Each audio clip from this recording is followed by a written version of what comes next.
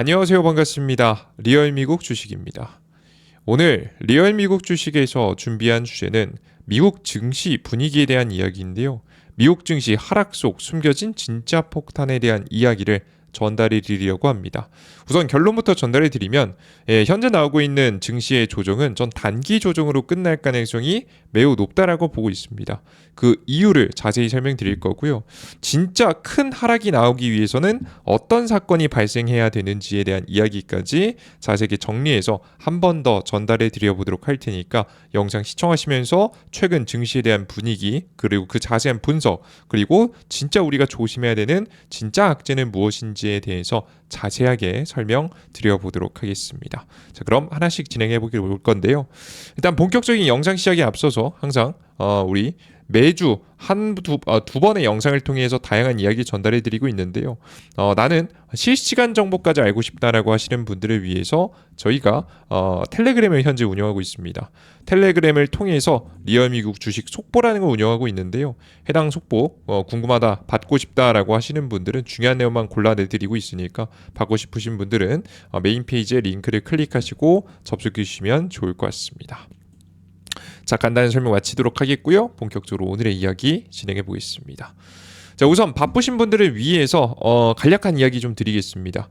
제가 오늘 먼저 말씀드릴 건 일단 하락한 이유에 대해서 먼저 봐야겠죠. 이유가 뭐냐? 일부 AI 거품론이 남아있는 상황, 아직 뭐 불안감이 일부 남아있습니다. 뭐 꽤나 많이 반영됐지만 그런 상황에서 몇몇 기업들이 실적이 좀 안 좋게 나오니까 그런 부분이 우려로 좀 떠오르긴 했습니다. 자, 여기에다가 제가 저번 주에 좀 조심해보자라고 설명드렸던 금리 인하에 대한 불확실성이 커졌고요. 그리고 늦어진 셧다운 협상의 유동성에 대한 문제까지 생겼습니다. 좀 이따 자세히 설명드릴게요. 이런 문제가 생기면서 증시는 단기 조정이 좀 이어졌는데요. 그러다가 이제 전일자 이제 금요일 날짜죠. 미국 증시가 조정받다가 이제 특별한 사실 악재는 대단히 없었습니다. 그러다 보니까 다시 유동성 문제에 과도하게 하락이 나왔던 부분을 다시 되돌려주면서 단기 반등에 성공했다라고 보시면 되겠습니다. 애초에 뭐 이제 TJ 잔고로 인한 유동성 부족 현상, 뭐 이게 늦어진 셧다운 협상 때문에 늦어진 게 TJ 잔고 때문이거든요. 이 TJ 잔고에 자금이 쌓이고 시장이 풀리질 않으니까 뭐 규모만 해도 140조니까 하나 돈으로만 해도 이런 자금들 같은 경우 다시 풀릴 거고 뭐 셧다운 끝났잖아요. 그리고 금리나 불확실성도 아직 뭐 확정지기지도 않고요. 저는 결국에는 해소될 만한 악재라고 보기 때문에 결국 뭐 내년 2026년도 지금 현재 5월쯤이면 결국 어차피 파월 의장은 임기가 끝나고 금리나 분위기가 좀 형성될 가능성이 높잖아요. 그런 상태이기 때문에 저는 딱히 이제 지금 유동성에 대한 악재가 있긴 해도 최악의 상황은 아니라고 봅니다. 그래서 아직 금리 인하에 대한 희망이 남아있는 상태다 보니까 단기 반등을 만드는데 특별히 특별한 이제 문제는 없었다라고 좀 보시면 될 것 같습니다. 그래서 충분히 반등 나올만 했다라고 좀 보시면 될 것 같아요. 이해되셨죠? 그런 상황이라고 좀 보시면 될 것 같고 정말 그러면 지금 현재 단기 반등이 나온 상태인데 정말 우리가 걷잡을 수 없이 폭락이 나올 만한 상황은 언제 나오느냐라고 하면 진짜 위기는 누구도 예측할 수 없었던 악재가 나오거나 이건 아무도 예측 불가능한 거죠. 혹은 중국의 AI 반도체 기술이 굉장히 빠르게 추격해 오면서 미국의 빅테크 기업들이 만들었던 데이터 센터를 무용지물 이거 너무 과한 투자로 만들어 버리면 그때는 진짜 폭락이 나올 수 있습니다. 이에 따른 이야기 최근에 이제 좀 진전되는 소식들이 존재하기 때문에 이 자세한 이야기까지 풀어드려 보도록 하겠습니다. 자, 그럼 자세한 이야기 물론 이렇게 훑고 가면 이해가 잘 안 돼요. 자세하게 설명드리도록 할 테니까요. 자, 영상 끝까지 시청해 주시면 좋을 것 같습니다. 자, 오늘의 중요한 내용이죠. 단기 조정이냐 폭락이냐. 전 단기 조정 가능성이 높다 봅니다. 일단 증시가 단기 하락이 나온 이유를 좀 봐야겠죠. 지금 단기 하락이 나온 이유 계속해서 언급이 되는 AI 거품론 계속해서 최근 빅쇼트의 가장 큰 주인공이었던 마이클 버리도 계속해서 언급을 좀 하고 있는 상황이고요.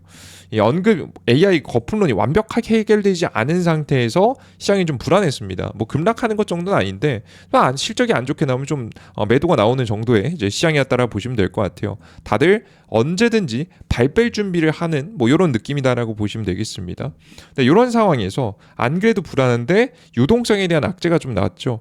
자세하게 말씀드리면 다양한 이제 연준은행 총재들이 자연스럽게 계속해서 매파적인 발언, 그 금리를 동결시켜야 된다. 이거 이대로 금리 내리면 문제다라는 이야기를 연속해서 하게 됐고요. 부정적인 이야기가 나오면서 12월 달에 금리나 분위기가 조금 깨지는 모습들이 나와줬습니다. 유동성이 좀 줄어드니까 상황이 좀 쉽지 않게 좀 흘러가고 있는 거죠. 여기에다가 셧다운 협상이 정확히 협상이 늦어진 겁니다. 협상이 늦어지면서 TJ 잔고에서 자금이 쌓이자 시중 유동성 약 1000만 달러 대략적으로 하나 돈으로 치면 140조가 추가적으로 묶였고요. 유동성에 악재를 주면서 시장에 과도한 하락을 만들어냈다라고 보시면 되겠습니다. 뭐 자세한 분위기를 보시면 시장이 뭐 단기적으로 하락하는 분위기를 만들어냈고요. 이에 따른 영향은 금리 인하에 대한 분위기가 굉장히 컸다. AI 불안한 데다가 아직 AI 거품론이 완벽하게 해소가 안 된 데다가 유동성이 사라질 거라고 분위기가 나오니까 계속해서 눌림목이 나오는 거죠. 실제 TJ 잔고에 자금이 굉장히 많이 쌓였는데요. 이제 거의 뭐 지금 현재 9,800, 뭐 9,500, 9,600만 달러 정도가 쌓였는데요. 원래 이번 12월 말까지 4분기 말까지 목표치는 8,500억 달러입니다. 우리가 원래 미국 재무부 통장인데 이게 미국 재무부 통장을 어디다 쓰는 거냐면 우리가 보통 미국 정부가 정책을 내놓을 때 이 여기에 있는 돈에서 가져다가 갖다 써요. 뭔 소리 이해되셨죠? 그래서 항상 이 통장은 매 분기마다 매 분기 말마다 이 돈 통장에 얼만큼의 자금을 남겨둘지 결정하게 되거든요. 12월 말까지 8,500억 달러를 남겨두는 게 목표예요.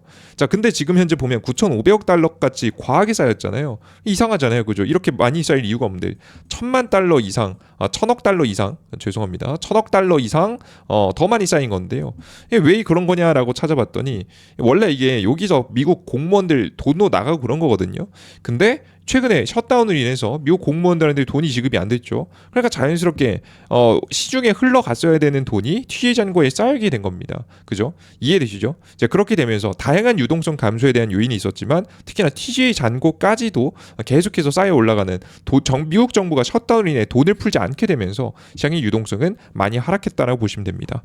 화면에 보이시는 것은 뭐 빨간색은 S&P 500 지수고요. 파란색은 간단하게 유동성 지표라고 보시면 될 것 같은데요.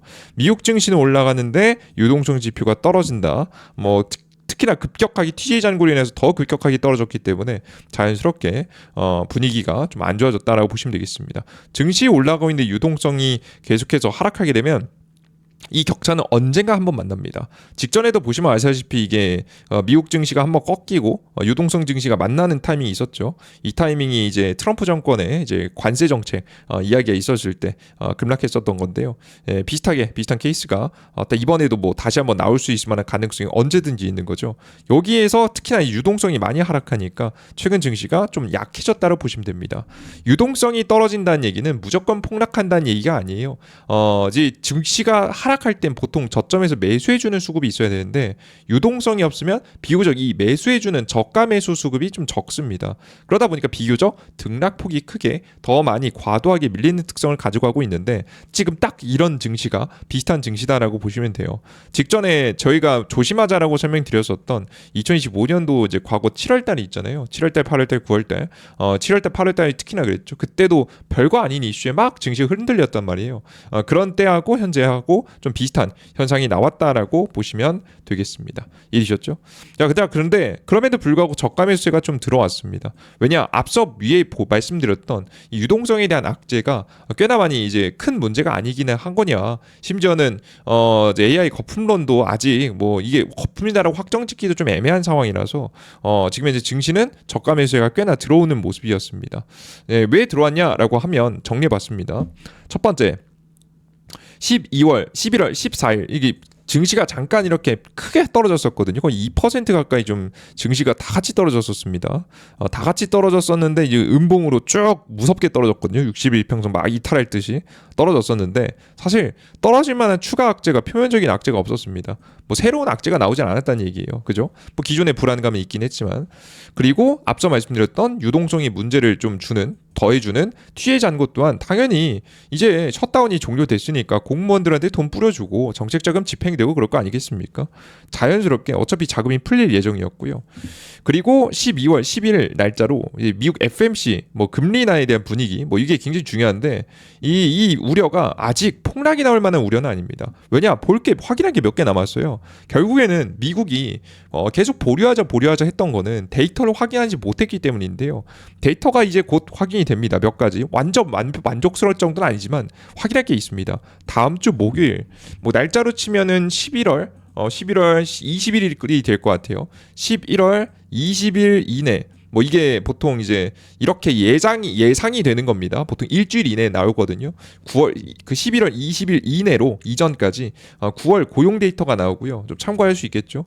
그리고 FMC 전까지 지금 10월 일부 데이터가 나온다고 합니다. 왜 일부 데이터냐라고 하면 보통 우리가 이제 설문조사를 두 그룹에게 합니다. 예를 들어서 기업이죠. 뭐 사업자를 대상으로 뭐 보통 이제 설문조사를 하고요. 그리고 이제 피고용자, 이제 일하는 사람들을 이제 일반 직장인분들 혹은 뭐 일반 이제 일하시는 분들, 노동자들에 대해서 설문조사를 하는데 뭐 사업자들이야 얼추 이제 문서라든가 내용들이 남아 있을 가능성이 높은데 기존에 이제 그냥 기존 노동자들 같은 경우에는 그 순간이 지나면 저번 달에 어땠는지 사실 기억이 가물가물한 상태에서 데이터 조사를 하면 이 데이터가 신뢰도가 그렇게 높지 않단 말이죠. 그래서 애초에 설문조사를 진행하는데 그 시점이 지난 시점에서 나중에 조사를 하기 때문에 사실상 이 신뢰도가 굉장히 높지 않을 수 있다라고 봅니다. 그래서 제대로 데이터를 반영할 수 없다고 봐서 일부 데이터만 공개가 됩니다. 그래서 완벽한 데이터가 아니긴 하지만 일부 데이터가 이제 곧 나올 것이다. 아쉬운 건 뭐 실업률 데이터가 좀 안 나온다고 하는데 연방준비위원회가 이 실업률 데이터를 중요하다고 하는데 실업률 데이터가 안 나오긴 합니다. 그래도 이 데이터를 확인할 게 있습니다. 이게 뭐 완전 미지수도 아니고 이제 곧 공개될 예정이라서 여러분들께서 요걸 확인하기 전까지는 저는 이제 과도한 폭락은 나오지 않을 가능성이 높습니다. 오히려 이때 엄청 안 좋은 데이터가 나오면 폭락하지 지금 당장에 뭐 무서워서 폭락하는 정도는 아니라고 봅니다. 이해되셨죠? 그런 전조 현상도 고용 데이터에서는 딱히 많이 나오진 않은 상태고요. 이해되셨죠? 자 그리고 뭐 좀 아쉬운 점은 11월 데이터 같은 경우는 FMC 이후에 벌어집니다. FMC가 뭐 12월 11일 날 미국 금리 결정이 되니까요. 이 날짜 기억해 두시고요. 11월 데이터는 원래 보통 이제 12월 달 초에 나와서 이게 FMC 전에 공개됐어야 되는데 이게 셧다운 때문에 늦어지면서 그 이후에 공개된다고 합니다. 그래서 요 공개 일정이 뭐 정해지면 요것도 따로 공지해 드리도록 할게요. 근데 이게 중요한 건 뭐냐면 우리가 데이터를 확인할 게 있다라고 하면 우리가 굳이 지금 하락할 이유가 없습니다. 안 좋으면 나중에 확인하고 떨어지지 지금 당장 급하게 떨어질 이유도 없어서 우리는 적절한 조정 정도는 나올 수는 있으나 걱정은 좀 할 수 있으나 폭락이 나올 정도는 아니라고 보시면 되겠죠. 그래서 단기 반등이 자연스럽게 나오게 된 겁니다. 이해되셨죠? 자 그리고 만약에 이 데이터들이 너무 안 좋아서 금리가 동결된다라고 쳐봅시다. 12월에 자 그래도 그렇게 뭐 큰 폭락까지 이어질 거라 보진 않아요. 조정이 좀 더 이어지긴 하겠지만 왜냐라고 하면 2026년도 6월달 이제 곧 5월달이네요. 죄송합니다. 5월에 파월의 임기가 마감이 됩니다. 임기가 끝나면 새로운 연준 의장을 앉혀야 되고요. 그 과정 속에서 새로운 연준 의원들을 이제 뽑게 되겠죠. 자연스럽게 금리 인하를 지지하는 이 보통 대통령이 지정하기 때문에 금리 인하를 지정하는 인물이 이 연방준비은행 총재 지금 현재 수장에 이제 임명될 가능성이 매우 높습니다. 그럼 자연스럽게 금리 인하에 대한 분위기가 다시 한번 살아날 수 있겠죠. 근본적으로 금리에 대한 문제는 구조적으로 금리 인하에 대한 분위기가 나올 수 있도록 트럼프 정부가 이미 세팅을 해놓은 상태이기 때문에 여러분들께서 이것 때문에 급락이 나오기는 애매하다라고 보시면 될 것 같습니다. 아시겠죠? 뭔 소리인지 아시겠죠? 그래서 현재 반등할 만한 이유가 명확했다. 뭐 우려가 너무 심한 우려고 너무 큰 우려는 아니다라는 것 정도 인지하시면서 바라보시면 좋지 않을까 싶습니다. 자 그러면 우리가 지금 현재 단기 반등인 거 그 시장은 더 떨어지진 않고 적절한 수준의 조정받다가 반등할 거 알겠다. 자 근데 진짜 조심해야 될 악재가 있냐? 있습니다. 뭐냐라고 하면 대부분이 예측하지 못한 말도 안 되는 돌발 악재. 뭐 이건 지금 진짜 예측할 수 없는 거니까 말도 안 되는 소리니까 이제 제외하도록 하겠고요. 정말 이제 그 이외에는 뭐가 있냐라고 하면 예측해 볼 수 있는 건 그나마 중국이 효율적인 생성형 AI를 만들어서 효율적인 AI 반도체를 통해 미국의 기술을 따라잡는 데 성공하는 모습이 나오는 게 진짜 미국 기업들, 미국 증시에는 최악인 상황입니다. 미국의 빅테크 기업들이 과도한 데이터 센터 투자를 정당화시켜줄 만한 AGI가 나오지 않은 상태에서 중국의 추격이 이루어진다라고 한다면 더 이상 이거 너네 뭐하러 이렇게 쓸데없는 돈 들여가지고 과도한 미친 투자를 했어? 뭐 이런 분위기가 나오기 시작하면 폭락이 나올 수 있겠죠. 하지만 이런 분위기 속에서는 실제 미국이 중국한테 진다라는 분위기까지도 만들어질 수 있기 때문에 물론 그건 너무 과도한 생각이긴 하겠지만 시장에 항상 이제 우려가 좀 나올 수 있다는 부분이죠. 그렇게 되기 때문에 정말 이제 조심해 봐야 된다라고 보시면 될 것 같습니다. 이런 전조 현상들이 몇 개 나오고 있긴 해요. 가장 대표적으로 최근에 나왔던 이번 주에 나왔던 뉴스를 보면 딥시크 후속으로 GPT보다 뛰어난 AI를 공개했다고 합니다. 물론 뭐 모든 부분에서 GPT를 뛰어난 건 아니에요. 상세하게 잘 찾아보니까 근데 일부 성능 기능에서 GPT에 준하거나 GPT보다 또 뛰어난 부분이 몇 개 있는 지금 이제 AI 생성의 AI를 만들었다는 거죠. 그게 심지어는 66억 원으로 만들었다고 하고요.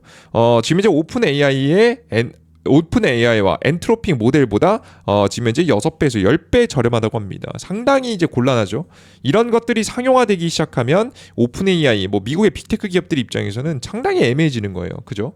이런 하나의 딥시크의 모먼트, 뭐 이번 연도 지금 이제 1월달 사건 있지 않았습니까? 엔비디아의 주가 관세 부과 전에도 주가를 한 20-30% 밀렸던 악재이기 때문에 이런 악재들이 더욱더 커지면 커질수록 상당히 미국 기업들 입장에서는 곤란한 상황이 만들어질 수 있다라고 보시면 되겠습니다. 이런 전조현상들이 나오고 있어요. 그리고 바이두가 효율적인 지금 현재 AI 반도체를 설계했는데요. 물론 지금 당장은 아니고 사용화될 정도는 아니고 2027년도 정도에 출시한다고 하는데요.